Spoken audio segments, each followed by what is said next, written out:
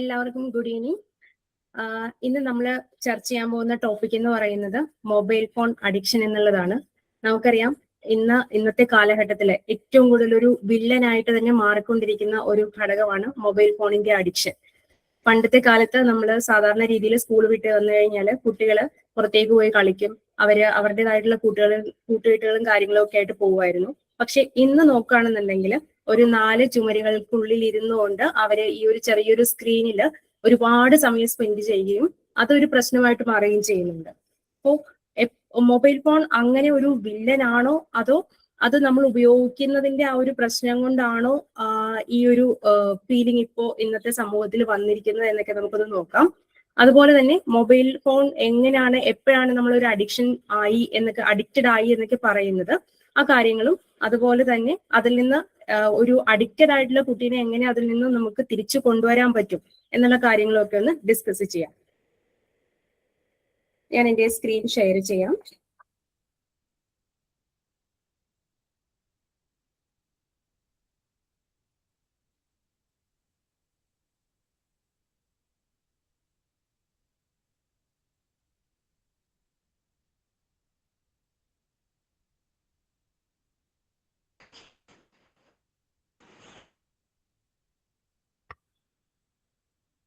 Okay, slides visible ആണല്ലോ അല്ലേ? Okay sir. Okay, അപ്പോ ഈ മൊബൈൽ ഫോൺ എന്ന് പറയുന്നത് ഒരു അഡിക്ഷൻ ആയിട്ട് മാറുക എന്ന് പറയുന്നത് നമ്മളിപ്പോ യൂസ് ചെയ്തുകൊണ്ടിരിക്കുന്ന ഏതൊരു വസ്തുവാണെങ്കിലും, അത് മൊബൈൽ ഫോൺ ആകാം, അല്ലെങ്കിൽ എന്തെങ്കിലും സബ്സ്റ്റൻസസ് ആകാം, ആൽക്കഹോൾ ആകാം, എന്താണെന്നുണ്ടെങ്കിലും അത് എക്സസീവ് ആയിട്ടുള്ള എമൗണ്ടിൽ നമ്മൾ യൂസ് ചെയ്യുക, നമ്മളുടെ ഡെയിലി ലൈഫിനെ അത് ഇന്റർഫിയർ ചെയ്യുക. അതായത് നമ്മൾക്ക് നമ്മളുടേതായിട്ടുള്ള ഒരു പേഴ്സണലി കുറെ കാര്യങ്ങൾ ചെയ്യാനുണ്ട്, റെസ്പോൺസിബിലിറ്റീസ് ഉണ്ടാവും, ഫാമിലി റെസ്പോൺസിബിലിറ്റീസ് ഉണ്ടാവും, പഠിക്കുന്ന കുട്ടികളാണെങ്കിൽ അക്കാഡമിക്കലി റെസ്പോൺസിബിലിറ്റീസ് ഉണ്ടാവും, പേഴ്സണൽ ലൈഫിൽ റെസ്പോൺസിബിലിറ്റീസ് ഉണ്ടാവും. അതിനെയെല്ലാം തകരാറിലാക്കുന്ന രീതിയിൽ ഈ സംഭവങ്ങളുടെ ഉപയോഗം കൂടുന്ന ഒരവസ്ഥ വരുമ്പോൾ ആ അവസ്ഥേനെയാണ് നമ്മൾ അഡിക്ഷൻ എന്ന് പറയുന്നത്. അപ്പോൾ അക്കാഡമിക്കലി പെർഫോമൻസ് നല്ല രീതിയിൽ കാഴ്ചവെക്കേണ്ട അവർ പഠിച്ചുകൊണ്ടിരിക്കുന്ന ഒരു സമയത്ത് ഈ മൊബൈൽ ഫോണിന്റെ യൂസേജ് കാരണം അവർക്ക് അക്കാഡമിക് ഡിഫിക്കൽട്ടീസ് വരിക, പഠനത്തിൽ ശ്രദ്ധ കേന്ദ്രീകരിക്കാൻ പറ്റാതെ വരിക, അങ്ങനെയൊക്കെ വരുമ്പോൾ അവരുടെ ആ ഒരു സമയത്ത് ഏത് രീതിയിലാണോ ഒരു പെർഫോമൻസ് കാഴ്ചവെക്കേണ്ടത് അതിൽ ഇന്റർഫറൻസ് ഉണ്ടാവും. ആ ഒരു അവസ്ഥയെ നമ്മൾക്ക് മൊബൈൽ ഫോൺ അഡിക്ഷൻ എന്ന് പറയാം. സോ മൊബൈൽ ഫോൺ അഡിക്ഷന്റെ സാധാരണ സിംറ്റംസ് എന്ന് പറയുന്നത്, നമ്മളുടെ അടുത്ത് ഇപ്പോ കുട്ടികളൊക്കെ വരുമ്പോഴത്തേക്കും അവര് അഡിക്റ്റഡ് ആണോ അല്ലയോ എന്ന് ചെക്ക് ചെയ്യാൻ വേണ്ടിയിട്ട് നമ്മൾക്ക് അവരോട് ചെറിയ കാര്യങ്ങളൊക്കെ ചോദിച്ചാൽ മതി. നിങ്ങൾ എപ്പോഴും അത് കാണുന്നുണ്ടോ, എത്ര നേരം കാണുന്നുണ്ട്, അതുപോലെ തന്നെ നിങ്ങൾ പഠിക്കാനായിട്ടിരിക്കുമ്പോഴത്തേക്കും മൊബൈലിൽ നോട്ടിഫിക്കേഷൻ വരുമ്പോൾ നിങ്ങളുടെ പഠനത്തിൽ ശ്രദ്ധ പോകുന്നുണ്ടോ, അങ്ങനെയുള്ള കുറെ കാര്യങ്ങളൊക്കെ ചെക്ക് ചെയ്തിട്ടാണ് ഇത് അഡിക്റ്റഡ് സ്റ്റേറ്റിലോട്ട് എത്തിയോ എന്ന് നോക്കുന്നത്. മൊബൈൽ ഫോൺ അഡിക്റ്റഡ് ആയിട്ടിരിക്കുന്ന ഒരു വ്യക്തിയിലാണെന്നുണ്ടെങ്കിൽ നമ്മൾക്ക് അതിപ്പോ കുറച്ചു നേരത്തേക്കൊന്ന് മാറ്റി വെക്കാന്നിരിക്കട്ടെ. ഇപ്പൊ പഠിക്കുന്ന സമയത്ത് നമ്മൾ കുട്ടികളോട് പറയാറുണ്ട് മൊബൈൽ അടുത്ത് വെക്കരുത്, മാറ്റി വെക്കണം എന്നൊക്കെ പറയാറുണ്ട്. ആ ഒരു സമയത്ത് അവർ മാറ്റി വെക്കുമ്പോൾ അവർക്ക് ഭയങ്കരമായിട്ടൊരു ആങ്സൈറ്റി ഉണ്ടാവും, ഒരു സ്ട്രെസ് ലെവൽ കൂടും. അതിലെന്തെങ്കിലും നോട്ടിഫിക്കേഷൻസ് വന്നിട്ടുണ്ടോ, എന്തെങ്കിലും ഇമ്പോർട്ടന്റ് ആയിട്ടുള്ള മെസ്സേജസ് വന്നിട്ടുണ്ടോ, ഞാൻ എന്തെങ്കിലും മിസ് ചെയ്തിട്ടുണ്ടോ, അങ്ങനെയുള്ള കുറെ ആങ്സൈറ്റി അവരിൽ ഉണ്ടാവും. അതുകൊണ്ട് ആ ഒരു കണ്ടീഷൻ ഇപ്പൊ ഒരു പേരുണ്ട്, നോമോഫോബിയ എന്നാണ് ആ ഒരു കണ്ടീഷന്റെ പേര്. അത് മൂലം ഉണ്ടാകുന്ന ഒരു ആങ്സൈറ്റി, ആ ഒരു സ്ട്രെസ് ലെവൽ കൂടും. അപ്പൊ അവര് കോൺസ്റ്റന്റ് ആയിട്ട് നോട്ടിഫിക്കേഷൻസ് ചെക്ക് ചെയ്തുകൊണ്ടേയിരിക്കും. അവർക്ക് അവരുടേതായിട്ടുള്ള അക്കാഡമിക് കാര്യങ്ങളിൽ ശ്രദ്ധ കേന്ദ്രീകരിക്കാൻ പറ്റാത്ത അവസ്ഥയിലേക്ക് വരും. അപ്പോൾ ഈ ഒരു കണ്ടീഷൻ വരുമ്പോൾ നമ്മൾക്ക് അഡിക്റ്റഡ് സ്റ്റേറ്റിലോട്ട് എത്തി എന്ന് ഐഡന്റിഫൈ ചെയ്യാനായിട്ട് പറ്റും. എന്തുകൊണ്ടാണ് ഈ ഒരു അഡിക്ഷൻ ഉണ്ടാവുന്നത് എന്ന് നമ്മൾ എല്ലാവരും അറിഞ്ഞിരിക്കണം. നമ്മളിപ്പോ കുട്ടികളെ ആണെന്നുണ്ടെങ്കിലും കുട്ടികളിൽ മാത്രമല്ല മൊബൈൽ ഫോൺ അഡിക്ഷൻ ഉള്ളത്, മുതിർന്നവരിലും ഒക്കെ മൊബൈൽ ഫോൺ അഡിക്ഷൻ ഉണ്ട്. സോ എന്തുകൊണ്ടാണ് ഈ ഒരു അഡിക്ഷൻ സംഭവിക്കുന്നത്? ഇപ്പൊ ഞാൻ ഡിസ്കസ് ചെയ്യുന്നത് മൊബൈൽ ഫോണിനെ മാത്രമല്ല, നമ്മൾക്ക് പലതരത്തിലുള്ള അഡിക്ഷൻ ഉണ്ട്. ആൽക്കഹോൾ അഡിക്ഷൻ ഉണ്ടാകാം, അതുപോലെ തന്നെ ഡ്രഗ് അഡിക്ഷൻ ഉണ്ടാവാം, മൊബൈൽ അഡിക്ഷൻ ഉണ്ടാകാം. എന്ത് തരത്തിലുള്ള അഡിക്ഷൻ ആണെങ്കിലും, അത് സബ്സ്റ്റൻസ് ആകാം അല്ലെങ്കിൽ ബിഹേവിയറൽ ആയിട്ടുള്ള അഡിക്ഷൻസ് ആകാം. ഏത് അഡിക്ഷൻ ആണെന്നുണ്ടെങ്കിലും അതിന്റെ സൈക്കിള് നമ്മുടെ ബ്രെയിനിൽ വരാനായിട്ടുള്ള കാരണം എന്ന് പറയുന്നത് ബ്രെയിനിലുള്ള ഒരു കെമിക്കലിന്റെ ഉൽപാദനം മൂലമാണ്. ഡോപ്പമിൻ എന്ന് പറയുന്ന ഒരു കെമിക്കലാണ് ഇതിൽ മെയിൻ ആയിട്ടും റോൾ വഹിക്കുന്ന ഒരു ഘടകം എന്ന് പറയുന്നത്. ഡോപ്പമിൻ എന്ന് പറയുന്ന ആ ഒരു രാസവസ്തു, ബ്രെയിനിൽ ഉണ്ടാകുന്ന ആ ഒരു കെമിക്കല് നമുക്ക് സന്തോഷം തരുന്ന ഒരു ഘടകമാണ്. അതായത് ഇപ്പോ നമ്മൾക്ക് ഇഷ്ടമുള്ള എന്തെങ്കിലും ആക്ടിവിറ്റീസ് നമ്മൾക്ക് ചെയ്യാം. ലൈക്ക് ഇപ്പോ മൊബൈലിൽ എന്തെങ്കിലും വീഡിയോസ് കാണുക, അല്ലാന്നുണ്ടെങ്കിൽ ആൽക്കഹോൾ എടുക്കുക. ആ ഒരു സമയത്തൊക്കെ ഡോപ്പമിന്റെ അളവ് ബ്രെയിനിൽ കൂടും. ബ്രെയിനിൽ ഈ ഡോപ്പമിന്റെ അളവ് കൂടുമ്പോൾ ബ്രെയിനിന് ആ ഒരു സമയത്തേക്ക് ഭയങ്കരമായിട്ട് സന്തോഷം കിട്ടും. നമ്മുടെ ബ്രെയിനിന് ഒരു കുഴപ്പമുണ്ട്, അത് ഭയങ്കരമായിട്ട് പ്ലഷർ സീക്കിംഗ് ആണ്. എനിക്ക് സന്തോഷം വേണം എന്നുള്ള ആ ഒരു പ്ലഷർ എപ്പോഴും ആഗ്രഹിക്കുന്ന ഒരു വസ്തുവാണ് ബ്രെയിൻ എന്ന് പറയുന്നത്. അതിനങ്ങനെ സങ്കടങ്ങൾ അധികം ഇഷ്ടമൊന്നുമില്ല. സോ ആ ഒരു പ്ലഷർ സീക്കിംഗ് ടെൻഡൻസി ബ്രെയിനിൽ ഉള്ളത് കൊണ്ട് ബ്രെയിൻ എപ്പോഴും ഈ ഡോപ്പമിന്റെ അളവ് ബ്രെയിനിൽ കൂടി നിൽക്കാൻ തന്നെയാണ് അതെപ്പോഴും അതിന് വേണ്ടിയിട്ട് ആ ഒരു ഫീലിംഗ് ഉണ്ടാക്കിക്കൊണ്ടിരിക്കും. അപ്പോ നമ്മളിപ്പോ മൊബൈൽ കാണുകയാണ്, കുറച്ചു നേരത്തേക്ക് നമ്മൾ മൊബൈൽ കണ്ടു, വീഡിയോസ് കണ്ടു, നമ്മുടെ ബ്രെയിനിൽ ഡോപ്പമിന്റെ അളവ് കൂടി, അപ്പൊ ബ്രെയിനിനൊരു സന്തോഷം കിട്ടും. അതിനുശേഷം നമ്മൾ ഇത് സ്റ്റോപ്പ് ചെയ്യുമ്പോൾ, ഈ സംഭവങ്ങൾ കാണുന്നത് സ്റ്റോപ്പ് ചെയ്യുമ്പോൾ ഡോപ്പമിന്റെ അളവും ബ്രെയിനിൽ കുറയും, ബ്രെയിനിൽ സന്തോഷം കിട്ടുന്ന ആ ഒരു അവസ്ഥയും കുറയും. അപ്പൊ ബ്രെയിൻ ഡിമാൻഡ് ചെയ്യും, എനിക്ക് ആ കിട്ടിയ സന്തോഷം വീണ്ടും വേണം എന്ന് ബ്രെയിൻ ഡിമാൻഡ് ചെയ്യും. ബ്രെയിൻ ഡിമാൻഡ് ചെയ്യുമ്പോൾ ആ ഒരു സന്തോഷം കിട്ടണമെന്നുണ്ടെങ്കിൽ എക്സ്റ്റേണലി നമ്മൾ എന്താണോ കണ്ടുകൊണ്ടിരുന്നത് അത് നമുക്ക് വീണ്ടും എടുക്കേണ്ടി വരും. അല്ലെങ്കിൽ സബ്സ്റ്റൻസ് യൂസ് ചെയ്യുന്നവരാണെങ്കിൽ ആ സബ്സ്റ്റൻസസ് എടുക്കുമ്പോഴേ പിന്നെ ആ ഒരു സെയിം ലെവൽ ഓഫ് പ്ലഷർ കിട്ടുള്ളൂ. അപ്പൊ വീണ്ടും നമ്മൾ അത് കാണാൻ തുടങ്ങും, അല്ലെങ്കിൽ ആൽക്കഹോളോ ഡ്രഗോ ഒക്കെ എടുക്കാനായിട്ട് തുടങ്ങും. അങ്ങനെ ആ ഒരു ബ്രെയിനിന്റെ ഈ ഒരു ആക്ടിവിറ്റി കാരണം, ഡോപ്പമിന്റെ ഈ ഒരു ലെവൽ മെയിൻറ്റെയിൻ ചെയ്ത് നിർത്തേണ്ടതിന്റെ ആവശ്യകത കാരണം വീണ്ടും വീണ്ടും വീണ്ടും ഈ സംഭവം നമ്മൾ യൂസ് ചെയ്തുകൊണ്ടേയിരിക്കും. ആ ഒരു സംഭവം വരുമ്പോഴാണ് നമ്മൾ അഡിക്ഷനിലേക്ക് പോകുന്നത്. പിന്നെ നമ്മൾക്ക് അതിൽ നിന്ന് തിരിച്ചു പോകാനായിട്ട് കുറെ ട്രൈ ചെയ്യേണ്ടി വരും. അപ്പോൾ ഇതാണ് ബ്രെയിനിൽ നടക്കുന്ന മെക്കാനിസം എന്ന് പറയുന്നത്. അഡിക്ഷനിലേക്ക് വരാനായിട്ടുള്ള റീസൺ ഇതാണ്. സോ മൊബൈൽ ഫോണിന് അഡിക്റ്റഡ് ആയിട്ടിരിക്കുന്ന ഒരു കുട്ടി നമ്മൾ നോക്കുകയാണെന്നുണ്ടെങ്കിൽ സാധാരണ അവര് ഒരുപാട് സമയം സ്ക്രീനിൽ യൂസ് ചെയ്യുന്നതായിട്ട്, വേസ്റ്റ് ചെയ്യുന്നതായിട്ട് കാണാം. അവരുടെ അക്കാഡമിക്കലി നല്ല രീതിയിൽ പെർഫോമൻസ് കാഴ്ചവെച്ചുകൊണ്ടിരുന്ന കുട്ടികളൊക്കെ മൊബൈൽ ഫോണും ഗെയിം അഡിക്ഷനും വരുമ്പോഴത്തേക്കും ഒരുപാട് അവരുടെ അക്കാഡമിക് ഡിഫിക്കൽട്ടീസ് ഫേസ് ചെയ്യും. അതുപോലെ തന്നെ ഇമ്പോർട്ടന്റ് ആയിട്ടുള്ള ഒരു കാര്യമാണ് സ്ലീപ്പിലെ ഡിസ്റ്റർബൻസസ് വരിക എന്നുള്ളത്. അവരുടെ ഉറക്കത്തെ അത് കാര്യമായിട്ടുള്ള രീതിയിൽ ബാധിക്കും. അതെങ്ങനെയാണെന്ന് പറയാം. അതുപോലെ തന്നെ ഐയിലെ പ്രശ്നങ്ങൾ, ഫിസിക്കൽ സിംറ്റംസ് ലൈക്ക് ഇപ്പോ കണ്ണിന് പ്രശ്നങ്ങൾ ഉണ്ടാവുക, ഡിജിറ്റൽ ഐ സിൻഡ്രോം എന്നൊക്കെ പറയുന്ന അസുഖങ്ങൾ ഉണ്ടാവും. അതുപോലെ തന്നെ തലവേദന കണ്ടിന്യൂസ് ആയിട്ട് വരിക. പിന്നെ അവർക്ക് ഏറ്റവും കൂടുതലായിട്ട് കാണുന്നതാണ് സോഷ്യൽ ഇന്ററാക്ഷൻ കുറയുക എന്നുള്ളത്. അവരുടെ വീട്ടിലുള്ള ആൾക്കാരുമായിട്ടും ചുറ്റുപാടുമുള്ള ആൾക്കാരുമായിട്ടും സമൂഹത്തിലോടുള്ള ആ ഒരു ഇന്ററാക്ഷൻ അവർക്ക് നഷ്ടപ്പെടുക. അതുപോലെ തന്നെ അവർക്ക് അവരുടേതായിട്ടുള്ള ഹോബീസ് ഉണ്ട്, ഇൻട്രസ്റ്റ് ഉണ്ട്, അതിലൊന്നും ഒരു താല്പര്യവും ഉണ്ടാവത്തില്ല. അപ്പൊ ഇതൊക്കെയാണ് സാധാരണ മൊബൈൽ അഡിക്റ്റഡ് ആയിട്ടിരിക്കുന്ന കുട്ടികൾ കാണിക്കുന്ന കാര്യങ്ങൾ. ഇത് ഫിസിക്കലായിട്ട് കാണുന്ന കാര്യങ്ങളാണെന്നുണ്ടെങ്കിൽ ഇത് കുട്ടികളെ മെന്റലി ഭയങ്കരമായിട്ട് ബാധിക്കുന്നുണ്ട്. അതിൽ ഇപ്പൊ കുട്ടികളിൽ കാണുന്ന childhood depression, childhood anxiety, suicidal rate കൂടുന്നതിന്റെ കാരണം അതിലൊക്കെ പ്രധാനമായിട്ട് പറയുന്ന കാര്യങ്ങൾ ഈ മൊബൈൽ അഡിക്ഷനും ഗെയിം അഡിക്ഷനുമാണ്. നിങ്ങൾ ഇപ്പോ സാധാരണ രീതിയിൽ നമ്മൾ വീട്ടിൽ കുട്ടികൾ മൊബൈൽ കണ്ടുകൊണ്ടിരിക്കുകയാണെന്നുണ്ടെങ്കിൽ പേരൻസ് പറയും അവൻ എപ്പോഴും ഗെയിം ഏത് സമയവും ഗെയിം കളിച്ചുകൊണ്ടിരിക്കാന്നൊക്കെ പറയും. പക്ഷെ പേരൻസ് ഒരിക്കലും ശ്രദ്ധിക്കാറില്ല അവരെ ഏത് ഗെയിമാണ് കളിക്കുന്നതെന്നോ അതിന്റെ കോൺസിക്വൻസസ് എന്താണെന്നോ പേരൻസ് അങ്ങനെ അവയർ ഒന്നും അല്ല. ഇപ്പോ എന്നോട് ചോദിക്കുകയാണെങ്കിലും എനിക്ക് പല ഗെയിംസിന്റെയും പേരറിയില്ല. പക്ഷെ കൗൺസിലിംഗ് സെഷനിൽ കുട്ടികൾ വരുമ്പോൾ അവരിൽ നിന്ന് അവര് പറയാറുണ്ട് ഇന്ന ഗെയിമാ കളിച്ചത്, അതിൽ ഇങ്ങനെയൊക്കെയാ സംഭവങ്ങൾ എന്നൊക്കെ പറയുമ്പോഴാണ് നമ്മൾ മനസ്സിലാക്കുന്നത് ഈ ഒരു ഗെയിമൊക്കെ ഇപ്പോഴുണ്ട്, ഇന്ന കാര്യങ്ങളാണ് അതുകൊണ്ട് ഉണ്ടാവുന്ന അതിന്റെ എഫക്റ്റ് ഇതൊക്കെയാണെന്നുള്ളത് മനസ്സിലാക്കാനായിട്ട് സാധിക്കുന്നത്. ഇപ്പൊ ബ്ലൂ വെയിൽ എന്നൊക്കെ പറയുന്ന ഗെയിം നിങ്ങൾ കേട്ടിട്ടുണ്ടാവും. ആ ഒരു ഗെയിമൊക്കെ നമ്മൾ കളിക്കാൻ സ്റ്റാർട്ട് ചെയ്യുകയാണെന്നുണ്ടെങ്കിൽ അത് സൂയിസൈഡൽ റേറ്റ് വളരെയധികം, ലാസ്റ്റ് ഇയർ ഒക്കെ ആണെന്നുണ്ടെങ്കിലും ഒരുപാട് കുട്ടികളിൽ വന്ന സൂയിസൈഡൽ റേറ്റിന്റെ ഒരു മെയിൻ ആയിട്ടുള്ള ഒരു ഫാക്ടറായിട്ട് പറയുന്നത് ഈ ബ്ലൂ വെയിൽ ഗെയിമിന് അഡിക്റ്റഡ് ആയിട്ടിരിക്കുന്ന കുട്ടികളിൽ ഉണ്ടായിട്ടുണ്ടെന്നാണ് പറയുന്നത്. സോ അങ്ങനെയുള്ള കുട്ടികളെ എന്താണ് കാണുന്നത് എന്നുള്ളത് പേരൻസ് അവെയർ ആയിരിക്കണം. അവരിപ്പോ ഗെയിം ആണെന്നുണ്ടെങ്കിലും എന്ത് ഗെയിമാണ് കളിക്കുന്നത്, എത്ര നേരം അവൾ കളിക്കുന്നുണ്ട്, അങ്ങനെ ഒരു കോൺസ്റ്റന്റ് ചെക്കിങ് പേരൻസിന്റെ സൈഡിൽ നിന്നും എപ്പോഴും ആവശ്യമാണ്. അപ്പോ ഈ ഒരു രീതിയിൽ കുട്ടികളെ ഗെയിംസ് ആണെന്നുണ്ടെങ്കിലും വീഡിയോസ് ആണെന്നുണ്ടെങ്കിലും കണ്ടുകൊണ്ടിരിക്കുമ്പോൾ അവരിൽ ഒരുപാട് മാനസികമായിട്ടുള്ള പ്രശ്നങ്ങൾ ഉണ്ടാവും. അത് anxiety, depression, attention deficit disorders അതിലോട്ടൊക്കെ ലീഡ് ചെയ്യും. അപ്പൊ കുട്ടികൾക്ക് പഠനത്തിൽ ശ്രദ്ധ കേന്ദ്രീകരിക്കാൻ പറ്റാത്ത അവസ്ഥ വരും. അത് പതിയെ അവരുടെ അക്കാഡമിക്സിനെ അഫക്റ്റ് ചെയ്യാനായിട്ട് സ്റ്റാർട്ട് ചെയ്യും.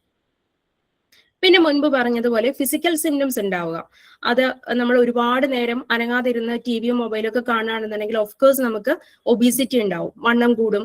പിന്നെ നമ്മുടെ പോസ്റ്ററിൽ പ്രശ്നങ്ങൾ ഉണ്ടാവും, കുട്ടികൾക്ക് ബാക്ക് ഏക്കും കാര്യങ്ങളും ഒക്കെ ഉണ്ടാവും, പിന്നെ വിഷനിൽ പ്രോബ്ലംസ് ഉണ്ടാവും, പിന്നെ ആ ഒരു ഫേസ് ടു ഫേസ് ഇന്ററാക്ഷൻ കുറയുന്നതായിട്ട് കാണാം.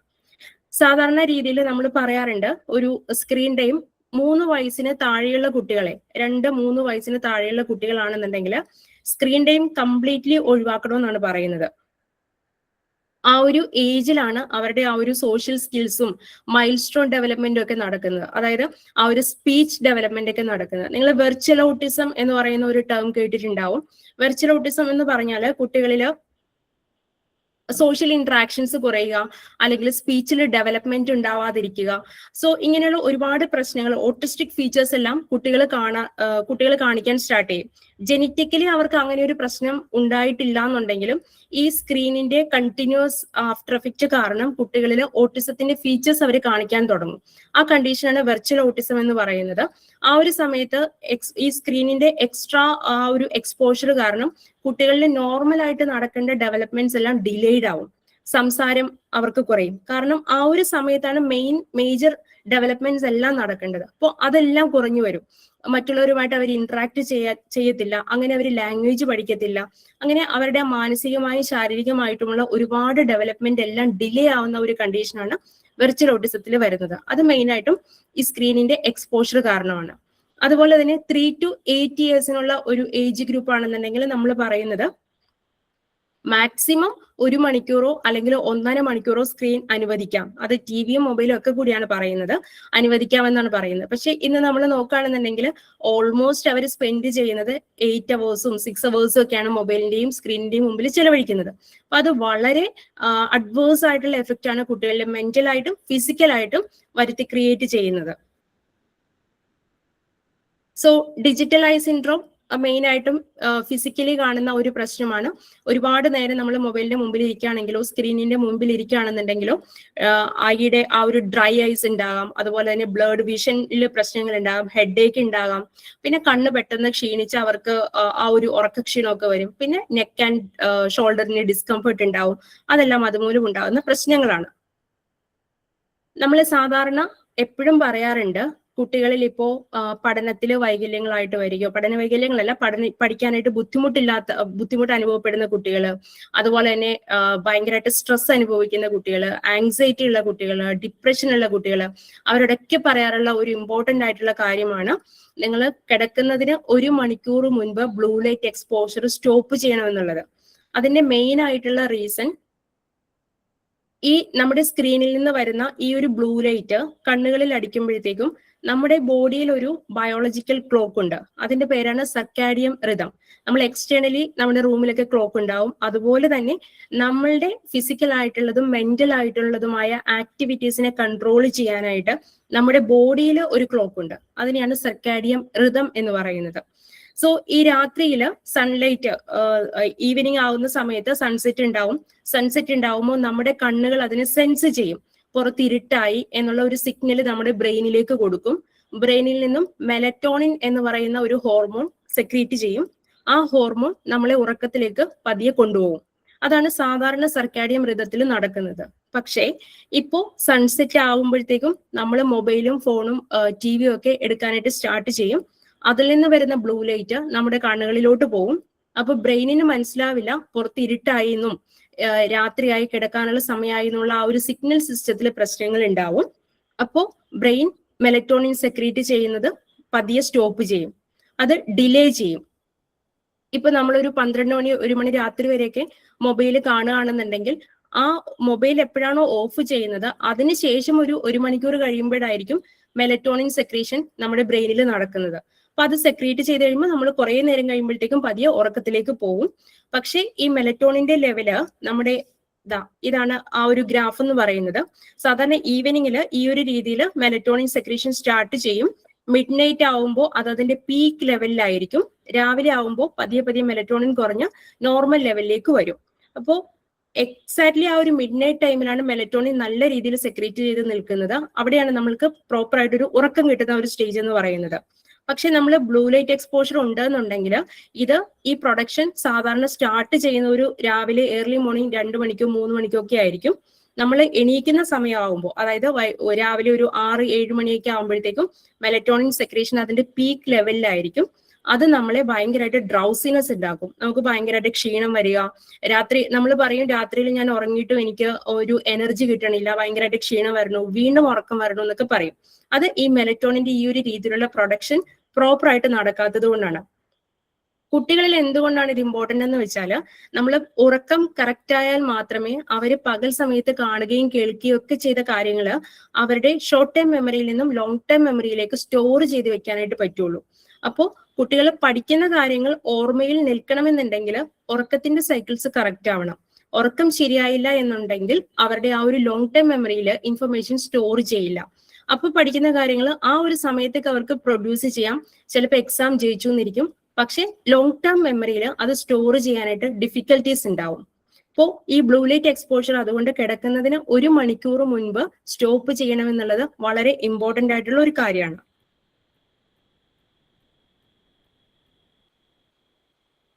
ഇനി സാധാരണ നമ്മൾ പറയാറുണ്ട് ഈ ഒരു ഐയില് സ്ട്രെയിൻ കുറയ്ക്കാൻ വേണ്ടിയിട്ട് കണ്ടിന്യൂസ് ആയിട്ട് ചില വ്യക്തികൾക്ക്, ഇപ്പൊ കുട്ടികളുടെ കാര്യമല്ല, കണ്ടിന്യൂസ് ആയിട്ട് സ്ക്രീൻ യൂസ് ചെയ്യേണ്ട ആൾക്കാരൊക്കെ ഉണ്ട്. IT പ്രൊഫഷണലൊക്കെ ആണെങ്കിൽ അവരോട് നമുക്ക് പറയാൻ പറ്റില്ല നിങ്ങൾക്ക് ഇത്ര നേരം മിനിമം ഈ ഒരു മിനിമൈസ് ചെയ്യണമെന്നൊന്നും പറയാൻ പറ്റില്ല.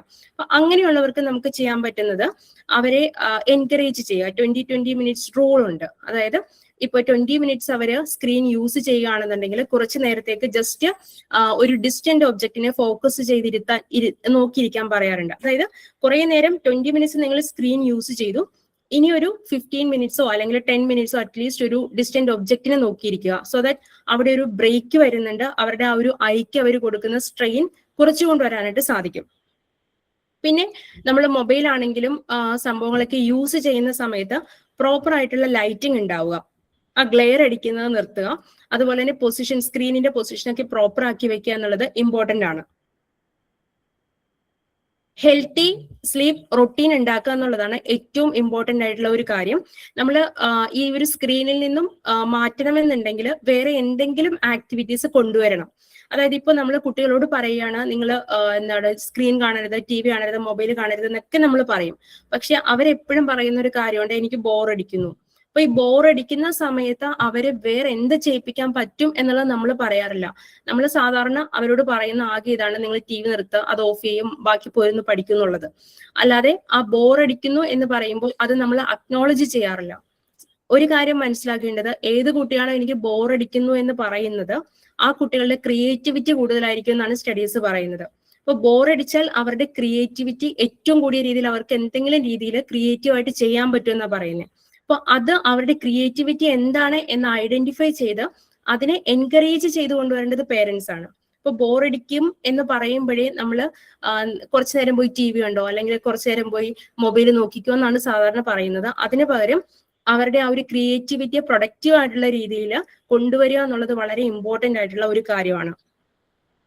അതുപോലെ തന്നെ അവർക്ക് ആ ഒരു സമയത്ത് നമുക്ക് സ്ക്രീൻ ഓഫ് ചെയ്യിപ്പിച്ചിട്ട് അവർക്ക് ഇൻട്രസ്റ്റഡ് ആയിട്ടുള്ള ഏരിയാസിലോട്ട് അവരെ കൊണ്ടുവരിക. ഇപ്പോ ബുക്ക് വായിക്കാൻ ഇഷ്ടമുള്ള കുട്ടികളാണെന്നുണ്ടെങ്കിൽ ബുക്ക് വായിപ്പിക്കുക. പക്ഷെ ആദ്യത്തെ ഇപ്പൊ ഒരു മൊബൈൽ അഡിക്റ്റഡ് ആയിട്ടിരിക്കുന്ന ഒരു കുട്ടിയോട് നമ്മൾ മൊബൈൽ സ്റ്റോപ്പ് ചെയ്യാൻ പറഞ്ഞു, അവരത് സ്റ്റോപ്പ് ചെയ്തു, അവർ ബോറടിക്കുന്നു എന്ന് പറഞ്ഞു, നമ്മളും അതിന്റെ മേലെ കിടന്ന് വഴക്കുണ്ടാക്കിക്കൊണ്ടിരിക്കുക.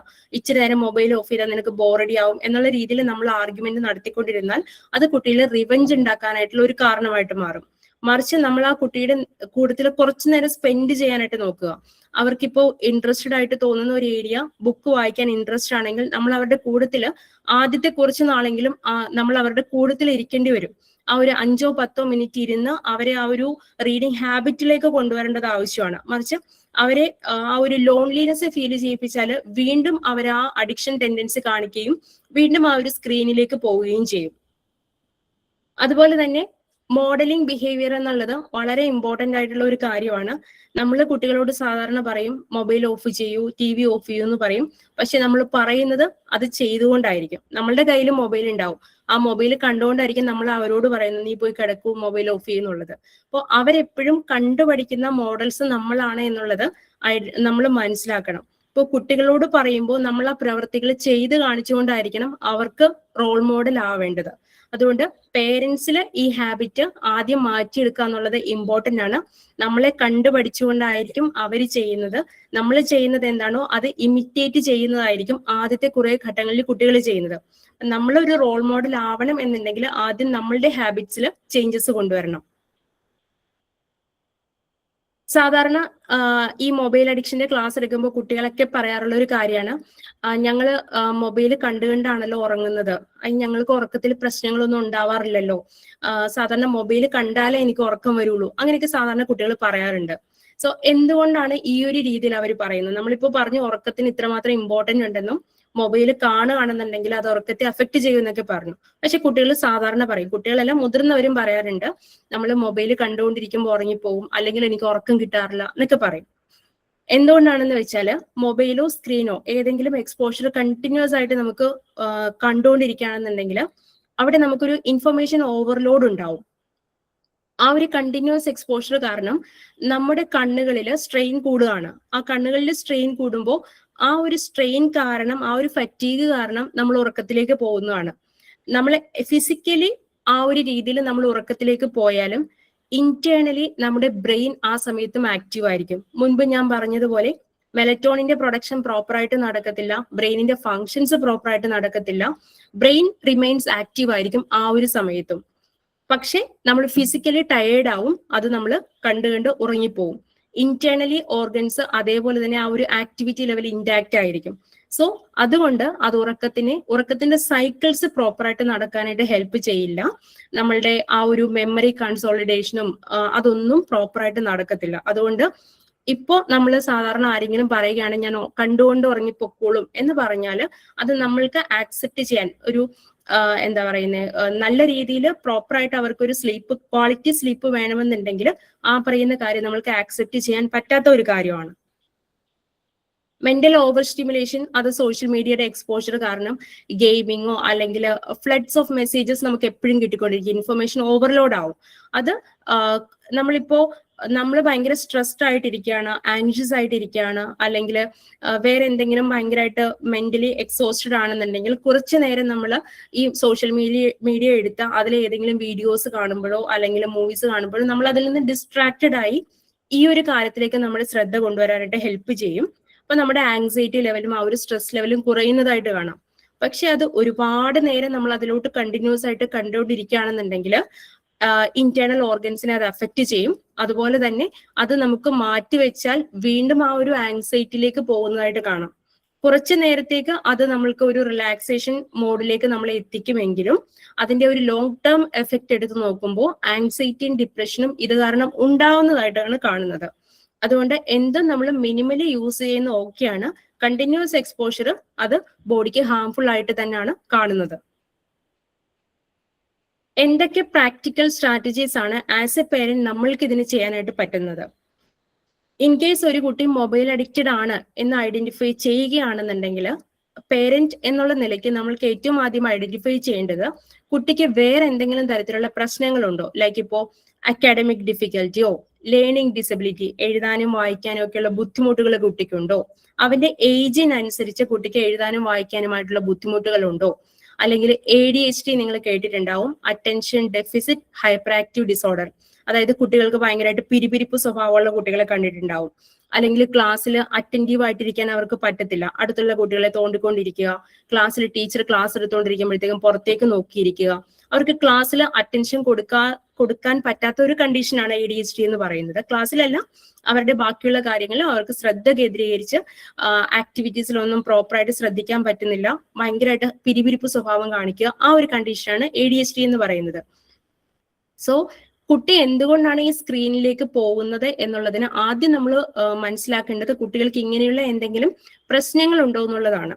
ഇപ്പൊ ഒരു കുട്ടിക്ക് ലേണിംഗ് ഡിസബിലിറ്റി ഉണ്ട്, അല്ലെങ്കിൽ കുട്ടിക്ക് അക്കാഡമിക്കലി കുട്ടി ഡിഫിക്കൽറ്റി ഫേസ് ചെയ്യുന്നുണ്ട് എന്നുണ്ടെങ്കിൽ ഒരു പക്ഷേ അവർക്ക് ഞാൻ ആദ്യം പറഞ്ഞു നമ്മുടെ ബ്രെയിനിന് എപ്പോഴും പ്ലഷർ വേണം, സന്തോഷം വേണം. അപ്പോൾ അക്കാഡമിക് ഡിഫിക്കൽറ്റി ഫേസ് ചെയ്യുന്ന ഒരു കുട്ടിയാണെന്നുണ്ടെങ്കിൽ അവന് പഠനത്തിൽ നിന്നും കൂടുതൽ ഒരു സന്തോഷമൊന്നും കിട്ടത്തില്ല, മാർക്കുകൾ കുറവായിരിക്കും, ടീച്ചേഴ്സ് എപ്പോഴും വഴക്ക് പറഞ്ഞു തന്നിരിക്കാം, വീട്ടിൽ നിന്ന് പേരൻസിന്റെ വഴക്ക് കിട്ടിയിരുന്നിരിക്കാം. സോ ആ ഒരു രീതിയിൽ എല്ലായിടത്തുനിന്നും അങ്ങനെയുള്ള ആ ഒരു ക്രിറ്റിസിസം ഫേസ് ചെയ്യേണ്ടി വരുമ്പോൾ അവന് പിന്നെ സന്തോഷിക്കാനായിട്ടുള്ള ഒരു സോഴ്സ് ആയിട്ട് സോഷ്യൽ മീഡിയ മാറുന്നതായിട്ട് കാണുന്നുണ്ട്. സോ സോഷ്യൽ മീഡിയ ഈ ഒരു എക്സസീവ് ആയിട്ടുള്ള മൊബൈൽ അഡിക്ഷൻ ഒക്കെ കുട്ടികൾ കാണിക്കുകയാണെന്നുണ്ടെങ്കിൽ ഇങ്ങനെയുള്ള എന്തെങ്കിലും പ്രശ്നങ്ങൾ കുട്ടിക്കുണ്ടോ എന്നുള്ളതാണ് ഏറ്റവും ആദ്യം നമ്മൾ റൂൾ ഔട്ട് ചെയ്യേണ്ടത്. അതുപോലെ തന്നെ അവർക്ക് വേറെ എന്തെങ്കിലും തരത്തിലുള്ള ഇമോഷണൽ അല്ലെങ്കിൽ ബിഹേവിയറൽ ഇഷ്യൂസ് ഉണ്ടോ? ലൈക്ക് ചില കുട്ടികൾക്ക് പഠനത്തിൽ ഇപ്പോൾ എക്സാം ടൈം എടുക്കുമ്പോഴത്തേക്കും ആങ്സൈറ്റി ഉണ്ടാവും, അല്ലെങ്കിൽ ചിലപ്പോൾ ചില കുട്ടികൾക്ക് ഡിപ്രഷൻ ഉണ്ടാകും. ചൈൽഡ്ഹുഡ് ഡിപ്രഷൻ ഒക്കെ ഇപ്പൊ കോമൺ ആണ്. ഡിപ്രഷൻ ഉണ്ടാകാം, ലോൺലിനെസ് ഫീൽ ചെയ്യുന്ന കുട്ടികളുണ്ട്, സ്കൂളിൽ നിന്ന് മറ്റുള്ള കുട്ടികളുടെ ഇടയിൽ നിന്നൊക്കെ ബുള്ളിയിങ് നേരിടേണ്ടി വരുന്ന കുട്ടികളുണ്ട്, ലോ സെൽഫ് എസ്റ്റീം, അവർക്ക് ഒരു സെൽഫ് കോൺഫിഡൻസ് ഇല്ലാത്ത അവസ്ഥ. പിന്നെ ഫാമിലിയുടെ അറ്റ്മോസ്ഫിയർ വളരെ ഇമ്പോർട്ടന്റ് ആണ്. ഫാമിലിയിൽ പേരൻസിന്റെ ഇടയിൽ കോൺഫ്ലിക്റ്റോ കാര്യങ്ങളോ ഉള്ളപ്പോ പേരൻസ് ആരെങ്കിലും ഡ്രഗ് അബ്യൂസ് അല്ലെങ്കിൽ ആൽക്കഹോൾ അബ്യൂസ് ചെയ്യുന്ന ഫാമിലി മെമ്പേഴ്സ് ഉണ്ടെന്നുണ്ടെങ്കിൽ അതെല്ലാം കുട്ടികളുടെ മെന്റൽ ഹെൽത്തിനെ ബാധിക്കുന്ന, അഡ്വേഴ്സ് ആയിട്ട് ബാധിക്കുന്ന ഒരുപാട് ഘടകങ്ങളാണ്. സോ അങ്ങനെയൊക്കെ ഉണ്ട് എന്നുണ്ടെങ്കിൽ അതിനെ മാനേജ് ചെയ്യുക എന്നുള്ളതാണ് ഈ സ്ക്രീൻ അഡിക്ഷൻ മാറ്റാനായിട്ടുള്ള ആദ്യത്തെ സ്റ്റെപ്പായിട്ട് നമ്മൾ ചെയ്യേണ്ടത്. കാരണം ആ ഒരു ഫാക്ടേഴ്സ് ഫാമിലിയിൽ ഉണ്ട് എന്നുണ്ടെങ്കിൽ കുട്ടികൾക്ക് ആ ഒരു സന്തോഷം കിട്ടുന്ന സോഴ്സ് എന്താണോ അതിലേക്കായിരിക്കും അവർ ആശ്രയിക്കുന്നത്. അപ്പോൾ അത് അതിന്റെ ഒരു റീസൺ ആയിട്ട് മാറാം.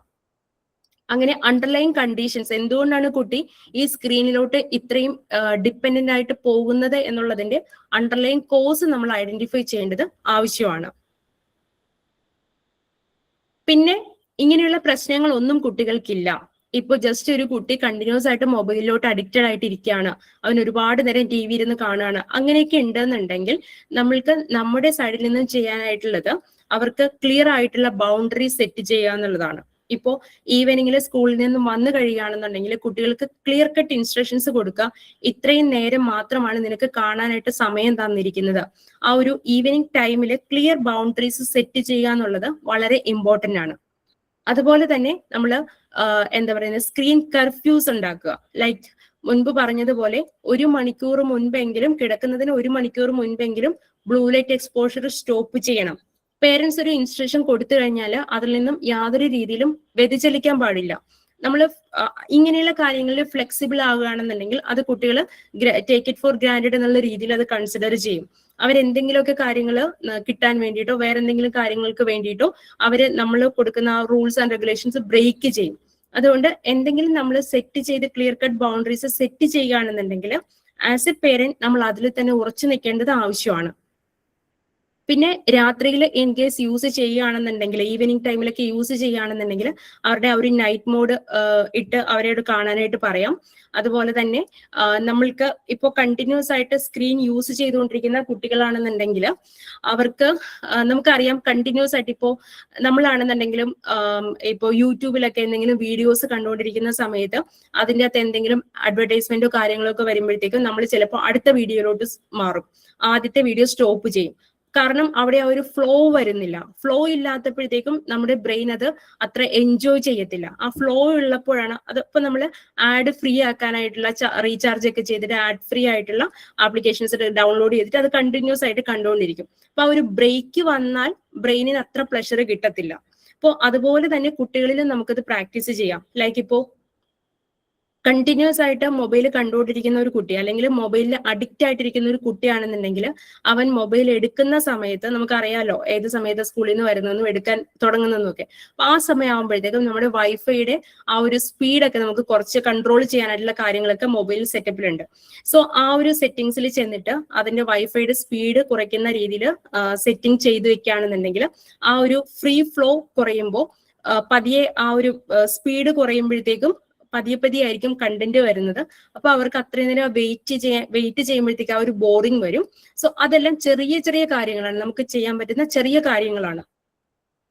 അതുപോലെ തന്നെ അവരത് സ്റ്റോപ്പ് ചെയ്ത് നമ്മളിപ്പോ പറയുകയാണ് 1 hour കാണുക. ഇപ്പൊ കണ്ടിന്യൂസ് ആയിട്ട് ഈവനിങ്ങിൽ 6 to 7 hours ഒക്കെ കാണുന്ന കുട്ടികളുണ്ട്. സോ അവരോട് നമ്മൾ all of a sudden stop ചെയ്തിട്ട് വേറൊരു ആക്ടിവിറ്റിയിലോട്ട് പോകാൻ പറഞ്ഞാൽ ഒരിക്കലും കുട്ടികൾ ചെയ്യത്തില്ല. അഡിക്റ്റഡ് ആയിട്ടിരിക്കുന്ന കുട്ടികൾക്ക് ആ സൈക്കിൾ ബ്രേക്ക് ചെയ്യുക എന്നുള്ളത് വളരെ പാടായിട്ടുള്ള ഒരു കാര്യമാണ്. അപ്പൊ അങ്ങനെ അഡിക്റ്റഡ് ആയിട്ടുള്ള കുട്ടികളാണെന്നുണ്ടെങ്കിൽ നമ്മൾ വീട്ടിൽ ചെയ്യാൻ പറ്റില്ല എന്നുണ്ടെങ്കിൽ ഒരു പ്രൊഫഷണൽ ഹെൽപ്പ് എടുക്കേണ്ടത് ആവശ്യമാണ്. അവരെ ആ ഒരു സെൽഫ് മോട്ടിവേഷൻ ആണ് ഇതിൽ ഏറ്റവും ഇമ്പോർട്ടന്റ് ആയിട്ടുള്ളത്. കുട്ടികൾ തന്നെ മോട്ടിവേറ്റഡ് ആവണം, എനിക്കിത് സ്റ്റോപ്പ് ചെയ്യണമെന്നുള്ള ഒരു ആഗ്രഹം അവരിലേക്ക് കൊണ്ടുവരണം. സോ ആ ഒരു സെൽഫ് മോട്ടിവേറ്റഡ് ആവുകയാണെന്നുണ്ടെങ്കിൽ നമ്മൾക്ക് അതിന്റെ ചെയിൻസിനെ പതിയെ ബ്രേക്ക് ചെയ്ത് കൊണ്ടുവരാം. ഇപ്പോൾ കണ്ടിന്യൂസ് ആയിട്ട് 6 to 7 hours ഈവനിങ് ടൈമിൽ ഒരു ഫോൺ കണ്ടുകൊണ്ടിരിക്കുന്ന കുട്ടിയോട് നമ്മൾ പറയുകയാണ് നാളെ രാത്രി തൊട്ട് നാളെ ഈവനിങ് തൊട്ട് 3 മണിക്കൂറേ കാണാൻ പറ്റുള്ളൂ എന്ന് പറഞ്ഞാൽ ആ കുട്ടിക്ക് അത് ആക്സെപ്റ്റ് ചെയ്യാൻ പറ്റില്ല. ആ കുട്ടി ആക്സെപ്റ്റ് ചെയ്താലും അതിന്റെ ബ്രെയിൻ അതിനെ ആക്സെപ്റ്റ് ചെയ്യില്ല. സോ നമുക്ക് ചെയ്യാൻ പറ്റുന്നത് ഒരു 15 to 20 minutes മാക്സിമം അതിനെ റെഡ്യൂസ് ചെയ്ത് കൊണ്ടുവരിക എന്നുള്ളതാണ്. ആ ഒരു ഡെയിലി ഇപ്പൊ അടുത്ത ആഴ്ച ചിലപ്പോൾ പറഞ്ഞു തന്നിരിക്കും, നെക്സ്റ്റ് ഒരു 1 വീക്കത്തേക്ക് ഒരു 15-20 മിനിറ്റ് സ്ക്രീൻ ടൈം റെഡ്യൂസ് ചെയ്തുകൊണ്ടുവരിക. ആ ഒരു രീതിയിൽ ഗ്രാജുവൽ ആയിട്ടുള്ള റിഡക്ഷൻ നമുക്ക് പറ്റുള്ളൂ. അങ്ങനെ റെഡ്യൂസ് ചെയ്ത് കൊണ്ടുവരുമ്പോൾ ബ്രെയിനിന് അത് ടോളറേറ്റ് ചെയ്യാൻ പറ്റും.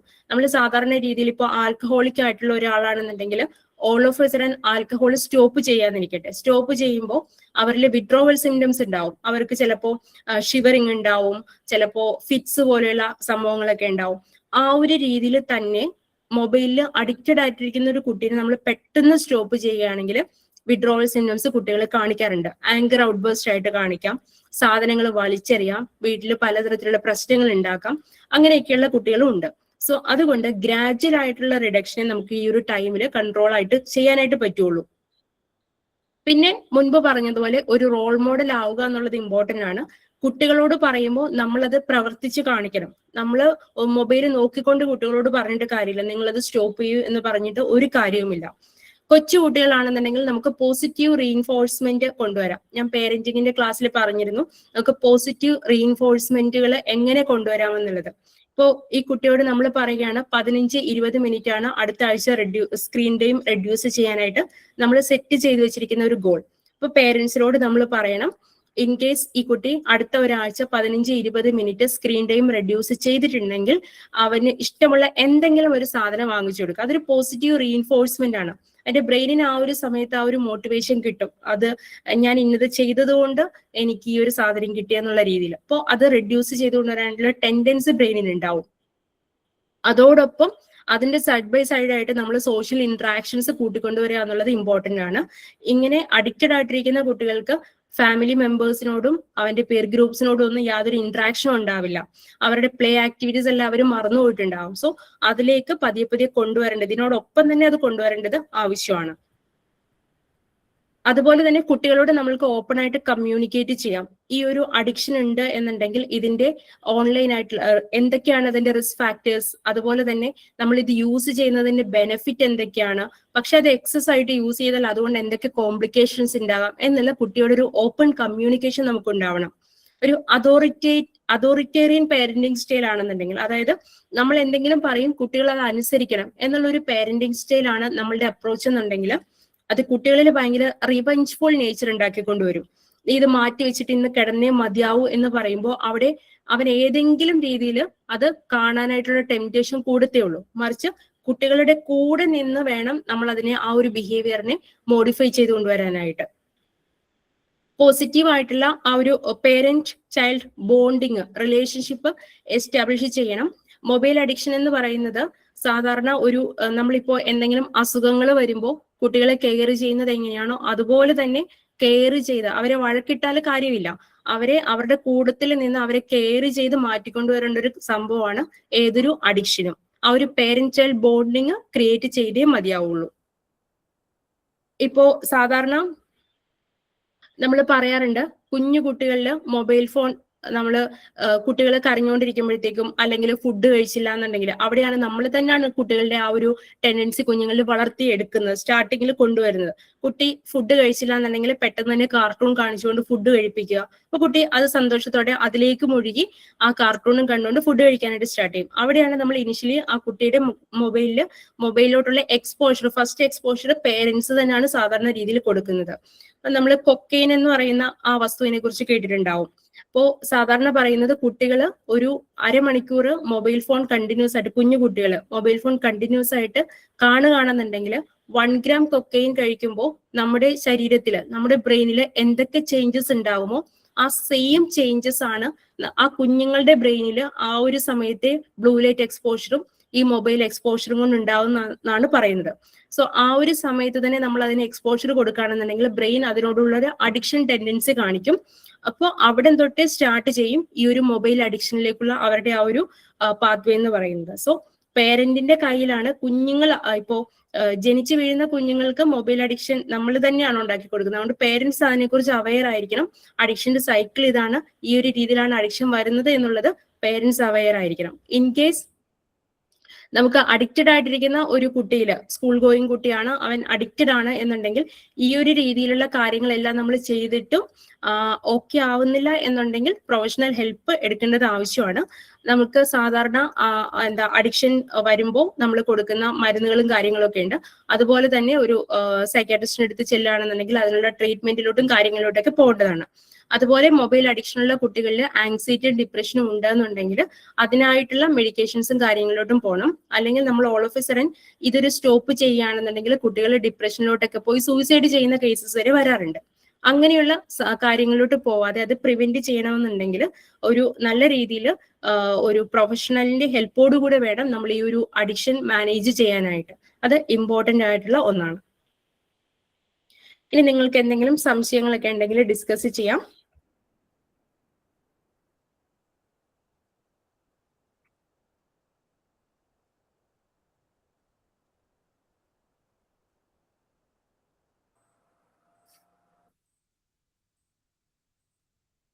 സംശയങ്ങൾ എന്തെങ്കിലും ഉണ്ടെങ്കിൽ ചോദിക്കാവോ?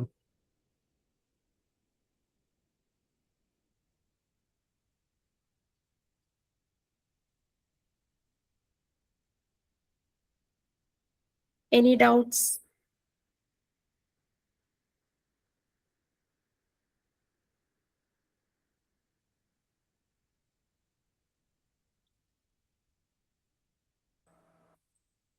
കുട്ടികളെ മൊബൈല് കാണാതെ ഭക്ഷണം കഴിക്കില്ല എന്ന് ചില പേരൻസ് പറയാറുണ്ട്. അപ്പോൾ അതിൽ അങ്ങനെ ഡൈവേർട്ട് ചെയ്യാനുള്ള ടെക്നിക്സ് വല്ലതും? സാധാരണ കുട്ടികൾ നമ്മൾ സാധാരണഗതിയിൽ പറയുന്നത് കൊച്ചു കുട്ടികളാണെന്നുണ്ടെങ്കിൽ അവരുമായിട്ട് ഇന്ററാക്ട് ചെയ്ത് കഴിക്കുക. ഇപ്പോൾ നമ്മൾ പണ്ട് കുഞ്ഞുകാലത്താണെന്നുണ്ടെങ്കിൽ കുഞ്ഞുങ്ങളെ പുറത്തോട്ട് എടുത്ത് അവരെ ഓരോ കാക്കേനെയും പൂച്ചേനെയൊക്കെ കാണിച്ചുകൊണ്ടായിരുന്നു ഫുഡ് കൊടുത്തോണ്ടിരുന്നത്. ആ ഒരു രീതിയിലോട്ട് ആ കുഞ്ഞു സ്റ്റേജിലാണെന്നുണ്ടെങ്കിൽ ആ ഒരു രീതിയിൽ നമുക്കതിനെ മാനേജ് ചെയ്യാം. ഇനി കുറച്ചും കൂടി വലിയ സ്റ്റേജിലാണെന്നുണ്ടെങ്കിൽ അവരെ ഡൈനിങ് ടേബിളിന്റെ ചുറ്റും ആ ഒരു മൊബൈൽ ഫ്രീ സോൺ ആക്കിക്കൊണ്ട് മൊബൈൽ ആ സമയത്ത് യൂസ് ചെയ്യാനേ പറ്റില്ല എന്നൊരു സ്ട്രിക്റ്റ് ഇൻസ്ട്രക്ഷൻ കൊടുത്തുകൊണ്ട് സിബ്ലിങ്സിന്റെ ഇടയിലാണെങ്കിലും കുട്ടികളും പേരൻസുമായിട്ടുള്ള എന്റെ ഇടയിലാണെന്നുണ്ടെങ്കിലും ഇന്ററാക്ഷൻസ് ഉണ്ടാക്കുക. അവരോട് ഇപ്പോൾ സ്കൂളിൽ നടന്ന കാര്യങ്ങളെ കുറിച്ച് നമുക്ക് ഡിസ്കസ് ചെയ്യാം. വേറെ എന്തെങ്കിലും കാര്യങ്ങൾ ഡിസ്കസ് ചെയ്ത് അതിൽ നിന്നും അവർ ഡീവിയേറ്റ് ചെയ്തുകൊണ്ട് സംസാരിച്ചുകൊണ്ട് അതിൽ നിന്നും നമ്മൾക്ക് ആ ഒരു ഡീവിയേഷൻ കൊണ്ടുവരിക എന്നുള്ളതാണ് അതിൽ ചെയ്യാനായിട്ടുള്ളത്.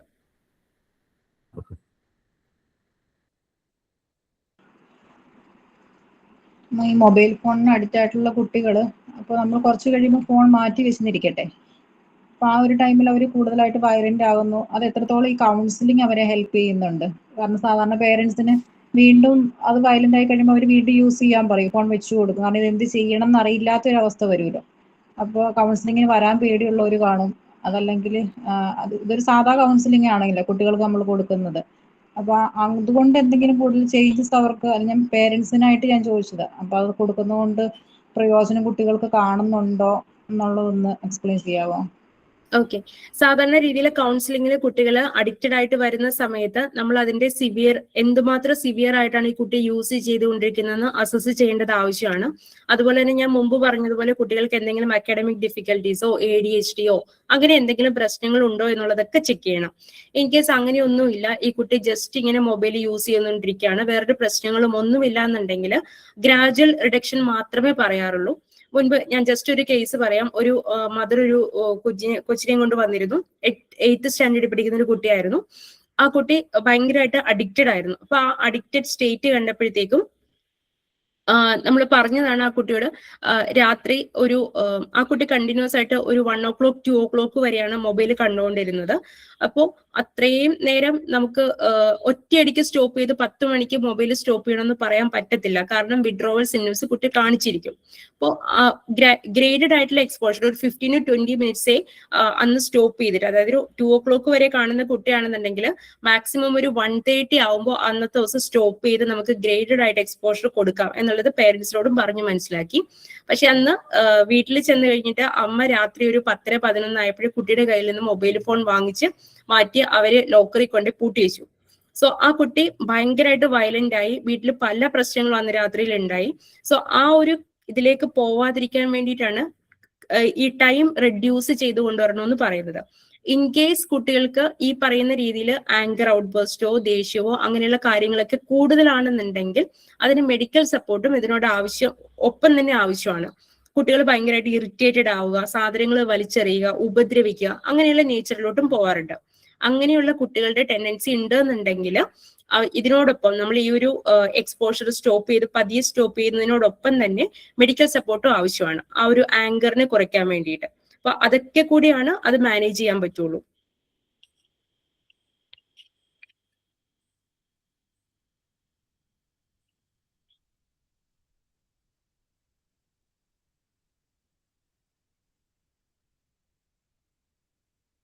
വേറെന്തെങ്കിലും സംശയങ്ങളുണ്ടോ?